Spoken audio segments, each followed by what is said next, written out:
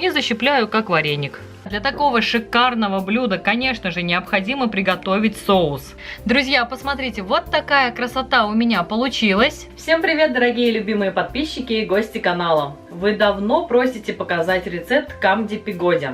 И сегодня мы с вами приготовим самые настоящие, самые идеальные камди пигоди. Пигоди у нас с вами получатся такие же, как те, которые делают на заказ профессионалы.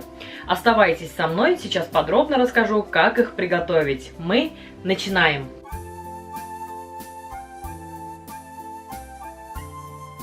Для приготовления камди пигоди для начала нам необходимо приготовить фарш. Для этого я взяла 650 грамм мяса, 650 грамм капусты, 100 грамм жира и одну небольшую луковицу. Мясо буду нарезать вручную. Сначала нарезаю на пластинки. Затем пластинки нарезаю на полоски.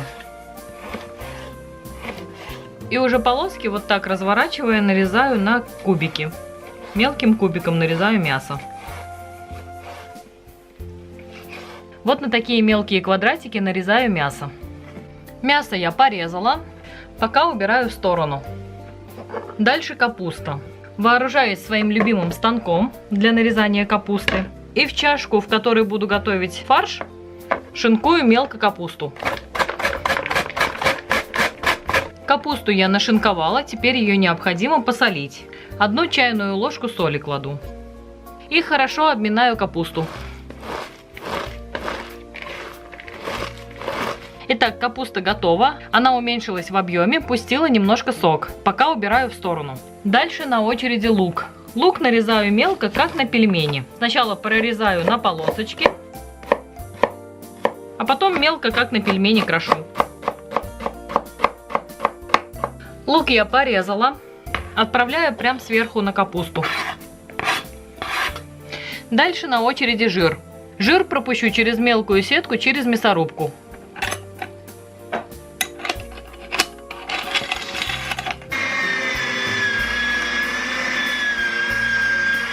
Жир прокрутила через мясорубку, отправляю к капусте. Также к капусте отправляю заранее нарезанное мясо. Далее, друзья, специи. Специи по вкусу кладите. Я кладу 1 чайную ложку кориандра, пол чайной ложки паприки, на кончики чайной ложки черного перца. И так как капусту я уже солила, я для мяса положу еще пол чайной ложки соли. Все хорошо перемешиваю.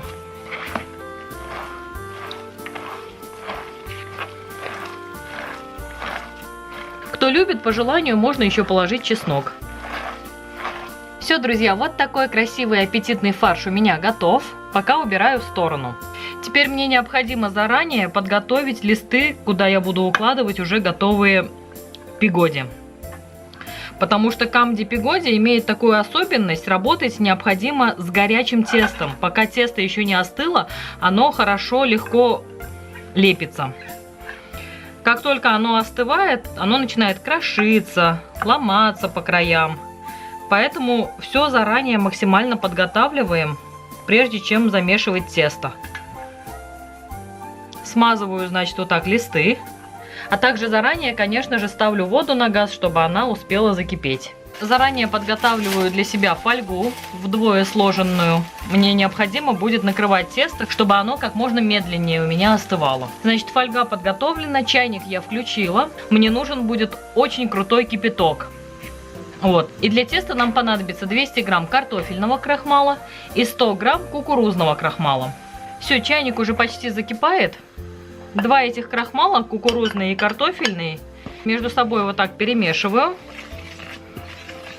И здесь у меня ровно 300 миллилитров крутого очень кипятка. Только что чайник прям вскипел.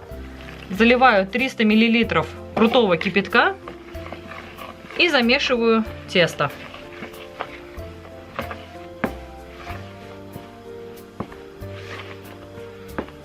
С тестом работать нужно очень осторожно, оно очень горячее. Сначала я это делаю ложкой, потом буду делать рукой.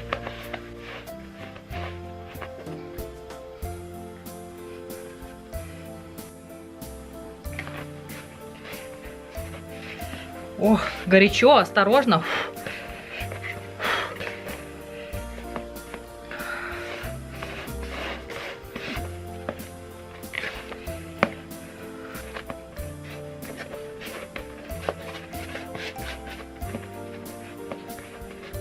Видите, вот так, то внутренней стороной ладони, то внешней стороной кулака. Вот так. Так, дальше высыпаю все на стол. Дальше работать буду на столе.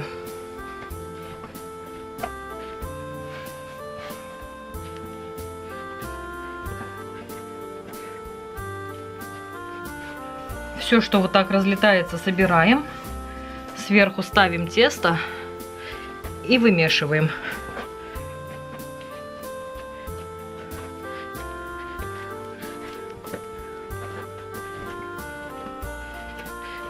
То внешней стороной кулачков, то внутренней стороной ладошек. Потому что тесто очень горячее, мы на крутом кипятке, напоминаю, месим его.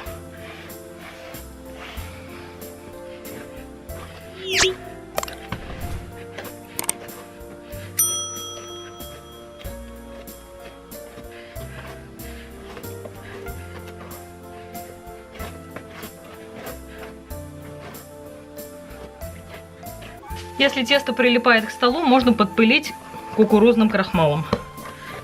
Вот так продолжаем вымешивать.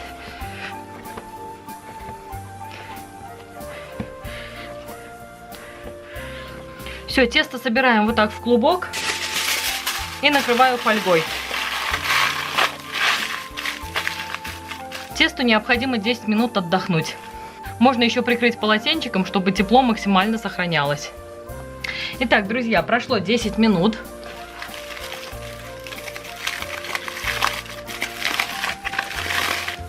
Открываем тесто. Тесто тепленькое. Теперь раскатываем в колбаску и будем резать кусочки, как на пельмени.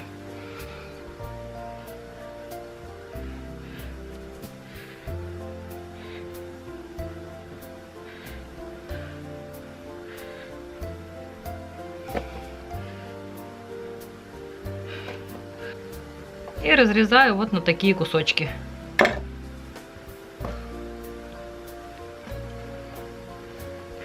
Превращаю их вот так в лепешку.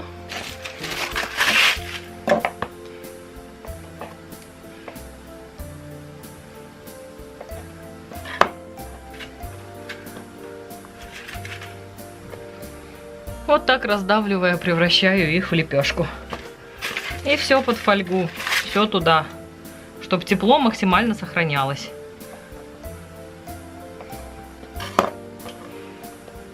Вот так.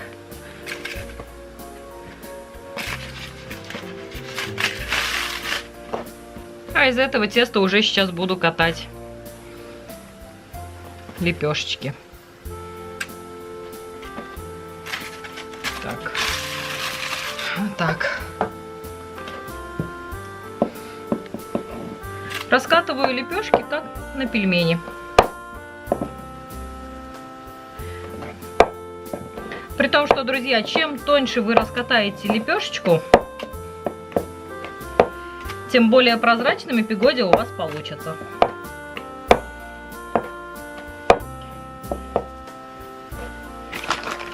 Если прилипает, слегка подпыляем кукурузным крахмалом.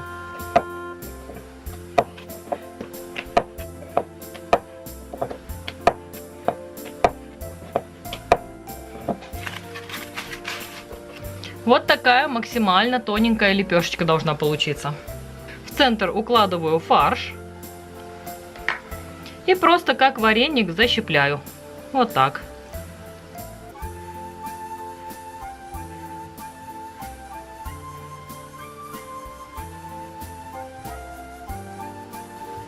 Вот такая, друзья, красота получается. Сразу отправляю на заранее смазанный растительным маслом лист от мантышницы. Вот так. Все остальное тесто у меня хранится под фольгой. Достаю из-под фольги очередной кусочек и раскатываю максимально тоненько.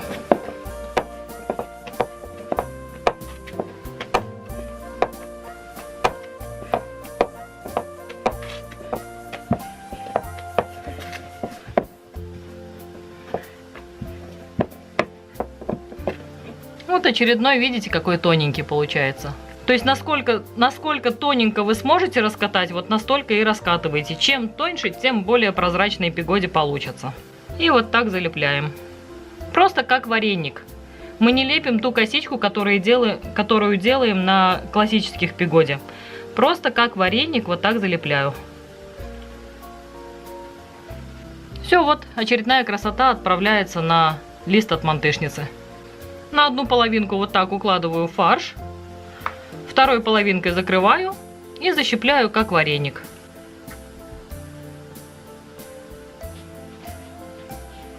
Все, вот очередная пигодька отправляется на лист от мантышницы. Сейчас, друзья, таким способом налеплю все оставшиеся пигоди. Потом покажу, что делать дальше. Друзья, смотрите, уже у меня осталось буквально 3 штучки. Края, видите, неровные становятся. Поэтому желательно лепить камди-пигоди с помощниками, чтобы кто-то катает, а кто-то лепит. У меня помощников нет, я все делаю сама, поэтому, видите, тесто уже подостыло, и края уже заламываются. Но ничего страшного, я справлюсь. Просто потом, когда лепишь пигоди, нужно посильнее защипывать и все эти неровности пытаться исправить. Так, кладу фарш. Фарша много, кстати, сделала. Делайте чуть-чуть поменьше.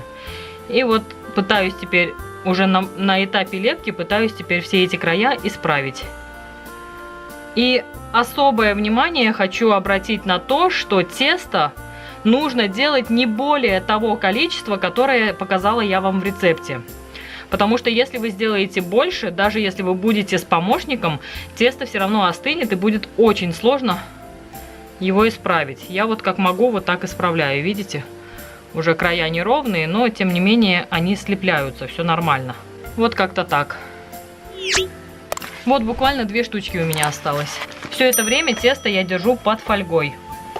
Работать с тестом надо быстро. Когда оно в самом начале было еще практически горячим, оно легко каталось, края не заламывались, то есть оно было, можно сказать, идеальным. Сейчас, конечно, вот приходится и усилия приложить, и неровности. Но ничего страшного, буквально вот предпоследняя пигодька у меня. Я вот так раскатаю, а уже на этапе лепки буду пытаться выровнять. Ну вот, друзья, смотрите, как смогла, неровности все эти исправила. Вот как-то так. Хотя тесто у меня еще до конца не остыло. То есть оно еще слегка теплое, но уже все. Видите, работать с ним очень сложно. Обязательно пускай кто-нибудь вам помогает лепить. То есть, например, вы катаете, а кто-нибудь лепит. Тогда будет нормально. Если вам необходимо сделать много пигоди, тогда лучше 2 заходами тесто делайте. По чуть-чуть, чтобы оно у вас не остывало. Все нормально. Вот смотрите, друзья, последняя пигодька залепилась, все хорошо. Вот посмотрите, у меня получилось 3 полных вот таких листа. На каждом листе по 7 пигодий. Получилось 21 пигодька. В объеме они не увеличатся, поэтому в центр обычно я всегда ставила рюмку. Сейчас я этого делать не буду. Прям вот так отправляю на газ. Вода у меня закипела. Устанавливаю мантышницу, закрываю крышку и с этого момента засекаю ровно 40 минут. Друзья, для такого шикарного блюда, конечно же, необходимо приготовить соус. Я беру в произвольном количестве соевый соус. Добавляю в него чайную ложку кориандра, 1 чайную ложку уксуса. А также у меня есть зелень кинзы. В соевый соус накрошу мелко кинзу. Отправляю сюда кинзу, а также выдавливаю сюда 3 зубчика чеснока. Все, друзья, вот такой вкусненький соус у меня готов. Ждем пигодьки. Итак, друзья, прошло ровно 40 минут. Наступает час Х. Посмотрите. Та-дам! Вот такие красивые камди-пигоди у меня получились. Сейчас буду их сервировать и покажу поближе. Итак, друзья, для начала обязательно блюдо, в котором у нас будут лежать камди-пигоди, смазываю растительным маслом, чтобы они не прилипали. И вот так аккуратно, красиво, цветочком складываю камди-пигоди. Сверху камди-пигоди тоже промазываю растительным маслом, чтобы они и друг к другу тоже не прилипли. Вот такие вот красавчики получаются. Друзья, посмотрите, вот такая красота у меня получилась. самые, можно сказать, идеальные, самые красивые, самые вкусные камди-пигоди, какие только можно себе представить. Запах обалденный. Мне уже не терпится все это попробовать. Ну а вас всех я приглашаю на свой мукбанговский канал, на котором будем пробовать эти вкуснейшие камди-пигоди. Ссылка будет, как всегда, внизу в описании под видео. А это видео, если вам понравилось, ставьте мне, пожалуйста, пальчики вверх, подписывайтесь на мой канал, пишите комментарии. Это мотивирует снимать для вас еще больше вкусных и интересных рецептов. Спасибо вам огромное за ваши лайки, комментарии, пожелания. А также всем спасибо за просмотры. Всем пока-пока, приходите еще, увидимся завтра.